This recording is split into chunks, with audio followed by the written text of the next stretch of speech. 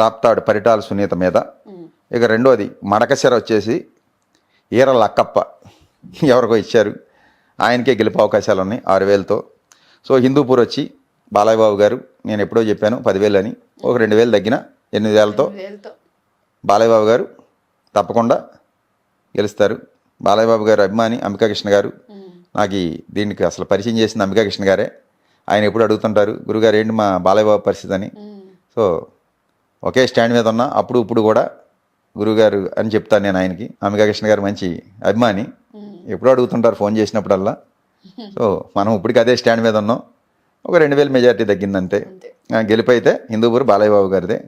So ఇక రెండోది పెనుగొండ, ఇక్కడ వైసీపీ అభ్యర్థి టీడీపీ అభ్యర్థి సవితమ్మే ఒక 2,000 ఓట్ల మెజార్టీతో గెలుపు అవకాశాలు ఉన్నాయి. పెనుగొండలో ఉషాశ్రీ చరణ మీద ఈ సవితమ్మ గెలుపు అవకాశాలే మనకైతే కనపడుతున్నాయి. ఇంకా రెండోది పుట్టపర్తి వచ్చేసి డి సుధీర్ రెడ్డి 5,000 ఓట్లతో వైసీపీ అభ్యర్థి గెలుస్తాడు. అలాగే ధర్మవరం కేతిరెడ్డి వెంకటరామరెడ్డి 6,000 ఓట్లతో వైసీపీ అభ్యర్థి గెలుస్తాడు. అలాగే కదిరి బిఎస్ మక్బూల్ అహ్మద్ 6,500 ఓట్లతో ఇక్కడ కూడా వైసీపీ అభ్యర్థికే గెలుపు అవకాశాలు ఉన్నాయి. Right, most important Kadapa. ఇక కడప పార్లమెంట్ తీసుకుంటే ఇక్కడ ఐఎన్సి తరపున మన షర్మిలమ్మ గారు పోటీ చేస్తున్నారు. సో తర్వాత వైసీపీ తరఫున వైఎస్ అవినాష్ రెడ్డి గారు పోటీ చేస్తున్నారు. ఇక్కడ వైఎస్ అవినాష్ రెడ్డి గారే 50,000 ఓట్ల పైచిలుకుతో ఆయనే గెలుస్తాడమ్మా. ఇక్కడ షర్మిల గారిది ఏమీ ఉండదు. తెలంగాణలో దుకాణం సదిరేసినట్టే అక్కడ కూడా ఎలక్షన్ అయ్యాక దుకాణం సదిరేయటమే, ఏం లేదు. ఇంకా రెండోది బద్వేల్ అసెంబ్లీ నియోజకవర్గంలో బీజేపీ తరఫున బొజ్జా రోషన్న ఎవరో పోటీ చేస్తున్నారు. సో బద్వేల్లో దాసరి సుధ అనే ఆమె 5,000 ఓట్లతో గెలుపు అవకాశాలు ఉన్నాయి. ఇక రెండోది కడప వచ్చేసేసి అంజాద్ బాషా 11,000 ఓట్లతో కడపలో వైసీపీ అభ్యర్థి గెలుస్తాడు. తర్వాత పులివెందుల మన జగన్మోహన్ రెడ్డి గారు సీఎం గారు ఒక 78,000 ఓట్ల పైచిలకు మెజారిటీతో మళ్ళీ పులివెందులలో వైఎస్ జగన్మోహన్ రెడ్డి గారు గెలుస్తారు. అలాగే కమలాపురం వచ్చేసి పి రవీంద్రనాథ్ రెడ్డే 4,000 ఓట్లతో గెలుపు అవకాశాలు ఉన్నాయి. అలాగే జమ్మలమడుగు బీజేపీ అభ్యర్థి ఆయన ఆదినారాయణ రెడ్డి గెలుపు అవకాశాలు ఉన్నాయమ్మ 3,000తో. సో తర్వాత ప్రొద్దుటూరు రాచమల్లు శివప్రసాద్ రెడ్డికే 3,000 ఓట్లతో గెలుపు అవకాశాలు ఉన్నాయి. అలాగే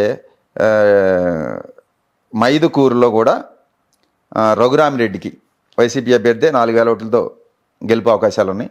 ఇక్కడ ఒకటి జమ్మలమడుగు పోవచ్చు కూటమికి, మిగతా 6 కూడా కడపలో వైసీపీకే అవకాశాలు ఉన్నాయి. కడప పార్లమెంటు అవినాష్ రెడ్డి గారు మళ్ళీ తిరిగి అవుతారమ్మా.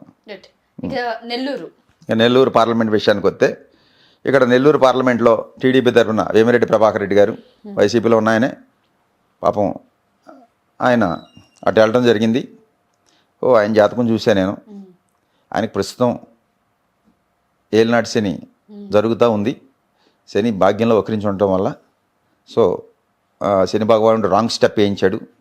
ఆ రాంగ్ స్టెప్ వల్ల ఈయన విజయసాయిరెడ్డి గారి చేతిలో 20,000 ఓట్ల తేడాతో ఓడిపోతున్నారు.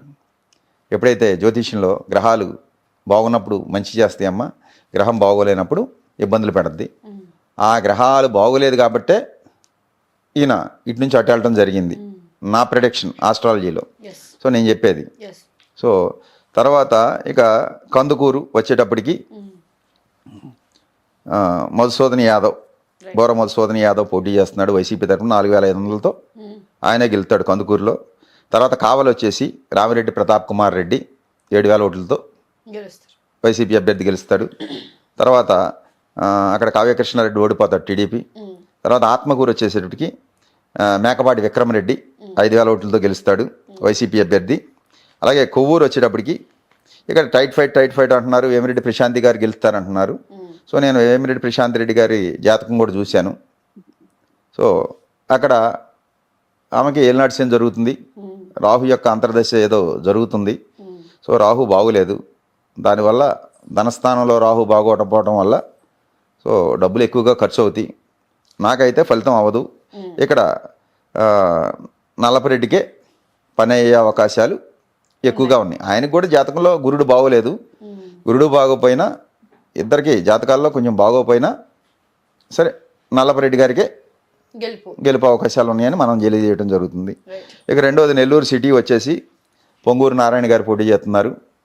అక్కడ మహమ్మద్ వైసీపీ తరఫున ముస్లిం మహమ్మద్ ఖలీల్ పోటీ చేస్తున్నారు. సో ఇక్కడ మనం ఇచ్చేదైతే నెల్లూరు సిటీ నారాయణ గారే గెలుపు అవకాశాలు ఉన్నాయి. అది నెల్లూరు అంతా వైసీపీకే ఫేవర్గా ఉందమ్మా. ఒక నారాయణ గారే టీడీపీ తరఫున గెలుపు అవకాశాలు ఉన్నాయి. అది తర్వాత ఉదయగిరిలో కూడా మేకపాటి రాజగోపాల్ రెడ్డి గారు, ఈయనకి 8,000 ఓట్లతో ఉదయగిరిలో వైసీపీ అభ్యర్థి గెలుపు అవకాశాలు ఉన్నాయి. తిరుపతి పార్లమెంట్ వచ్చేటప్పటికి తిరుపతిలో వరప్రసాదరావు, ఈయనకి టికెట్ రాకపోతేనే టీడీపీలోకి వెళ్ళాడు. బీజేపీ తరఫున వరప్రసాదరావు గారికి ఇచ్చారు అక్కడ. అలాగే మధ్యల గురుమూర్తికి వైసీపీ తరఫున ఇచ్చారు. సో మనం ఇచ్చే ప్రొడక్షన్ అయితే మధ్యల గురుమూర్తి 21,000 ఓట్లతో వైసీపీ అభ్యర్థి అక్కడ తిరుపతిలో గెలుస్తున్నాడని చెప్తున్నాం. అలాగే సర్వేపల్లి కాకాని గోవర్ధన్ రెడ్డి మినిస్టరు, ఈయన 4,600 ఓట్లతో మళ్ళీ గెలుస్తున్నాడు.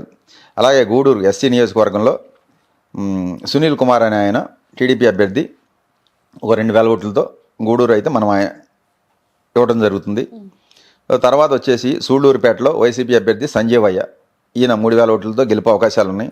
అలాగే వెంకటగిరి వచ్చేసి కె రామకృష్ణ, ఈయనకి టీడీపీ అభ్యర్థి 4,000 ఓట్లతో గెలుపు అవకాశాలు ఉన్నాయి. అలాగే జనసేన తరపున పోటీ చేసే తిరుపతి అభ్యర్థి ఆరణి శ్రీనివాసులు, అలాగే వైసీపీ అభ్యర్థి బొమ్మన అభినయ్, వీళ్ళిద్దరి మధ్య హోరాహోరీలో ఎవరు వచ్చినా ఒక 1,000 ఓట్లతో బయటపడే అవకాశాలే ఎక్కువగా కనపడుతున్నాయి. బాగా టైట్ ఫైట్ జరుగుద్దమ్మా. ఇద్దరు ఎవరు వచ్చినా సరే ఒక 1,000 ఓట్లతోనే పెడతారు తప్ప వన్ సైడ్ వచ్చేసి జరిగే అవకాశాలు అయితే నాకైతే కనపట్టలేదు. ఇక రెండోది సచివేడు నియోజకవర్గంలో నౌకతోటి రాజేష్ 2,000 ఓట్లతో వైసీపీ అభ్యర్థి సచివేడులో గెలుస్తాడని మనం చెప్పడం జరుగుతుంది. ఇది మొత్తంగా తిరుపతి పార్లమెంట్లో జరిగే విషయం. బ్యాలెన్స్గా ఉంది. వైసీపీకే 21,000తో ఎంపీ మళ్ళీ ఆయన గెలిచే అవకాశాలు. రాజంపేట రైట్. రాజంపేట వచ్చేసి ఇది మిథున్ రెడ్డి కాన్స్టిట్యున్సీ. ఇక్కడ రాజంపేటలో బీజేపీ తరఫున ఎన్ కిరణ్ కుమార్ రెడ్డి పోటీ చేస్తున్నాడు. సో తర్వాత వచ్చేసి రాజంపేటలో వైసీపీ పెద్దిరెడ్డి మిథున్ రెడ్డి పోటీ చేస్తున్నాడు. ఇక్కడ 60,000 ఓట్ల పైచిలుకుతో మిథున్ రెడ్డి మళ్ళీ తిరిగి ఎంపీగా గెలుస్తాడని మనం చెప్పడం జరుగుతుంది.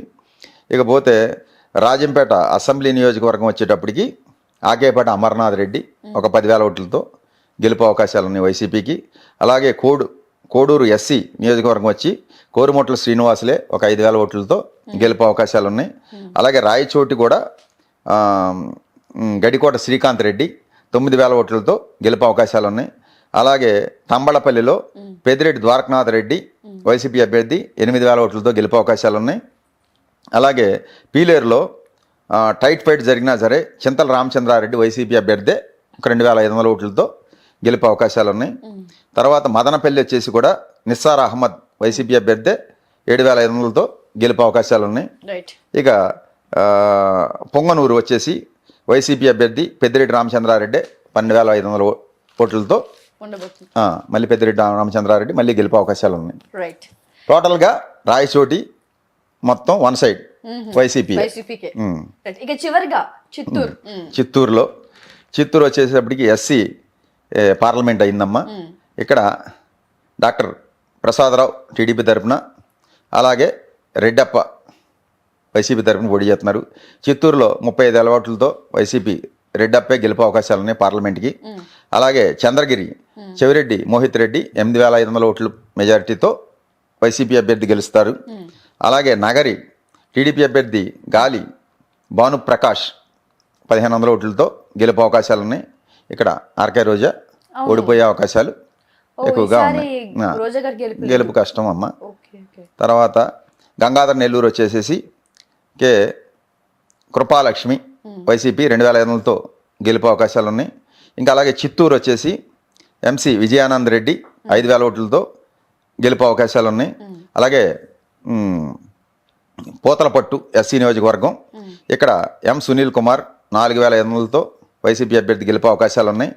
ఇక్కడికి పలమనేరు వచ్చేసి కూడా ఇక్కడ వెంకట్ గౌడ్ వైసీపీ అభ్యర్థి 5,000 ఓట్ల పైచిలుకుతో గెలుపు అవకాశాలు ఉన్నాయి. ఇక కుప్పంలో ఎదురుగాలి లాస్ట్ది చంద్రబాబు గారికి విపరీతంగా ఎదురుగాలి వేస్తూ ఉంది. ఇక ఈ ఫలితం గురించి దైవానికి వదిలేయటం అనేది మీరు కూడా నా సంస్కారం అనుకుంటున్నా. ప్రిడిక్ట్ చేయలేరంటారా?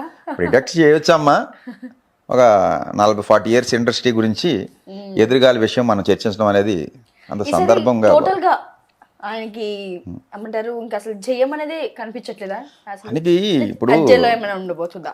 అంటే వ్యతిరేక పవనాలు వేస్తున్నాయమ్మా. అది కొద్దిగా ఎదురీతగా ఉంది. అది అంత అనుకూలంగా లేదు. అది మన జ్యోతిష్యం ప్రకారం. థ్యాంక్ యూ గురుగారు. సో మనం ఇచ్చే ప్రొడక్షన్ అయితే వైసీపీకి 122, కూటమికి 53 ప్లస్ కలిపితే 175 అయింది. అలాగే వైసీపీకి 20 ఎంపీలు, కూటమికి 5 ఎంపీలు ఇవ్వడం జరిగింది.